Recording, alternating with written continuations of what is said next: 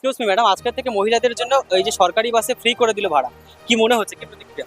হ্যাঁ, খুবই তো ভালো, কিন্তু ফেসিলিটি আমি এখনো নিইনি, তাই এই বিষয়ে কিছু বলতে পারছি না। যে আজকের একটা এই যুগান্তকারী ডিসিশন, শুভেন্দু অধিকারী মুখ্যমন্ত্রী হওয়ার পরেই এই আজকের থেকে লাগু হয়ে গেল মহিলাদের জন্য ফ্রি, রাজ্যের বিভিন্ন প্রান্তে আপনি যেখানে যান, কি বলবেন এই বিষয়ে?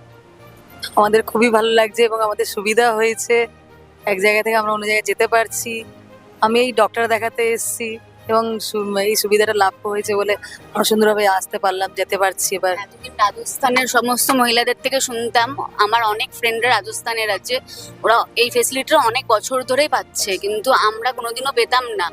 তো আমাদের জন্য খুবই ভালো হয়েছে, আমাদের অফিস যাওয়া আসা খুবই সুবিধা হলো। অনেক হসপিটাল রিলেটেড কাজ থাকে, ওদের জন্য খুব সুবিধা হলো। আপাতত আমরা খুব হ্যাপি, এরপরে জানি। আচ্ছা, এই যে পুরুষরা একটু কোন রকম ভাবে কোণঠাসা হচ্ছে, আপনাদের কি মনে হচ্ছে না যে পুরুষদের জন্য একটু সুবিধা দিলে ভালো? হ্যাঁ, ওদের জন্য যদি কিছু করা যেতে পারে তাহলে করলে ভালোই হয়, কিন্তু আমরা নিজেদের জন্য খুব হ্যাপি এখন আপাতত। উপাসনা সাউ।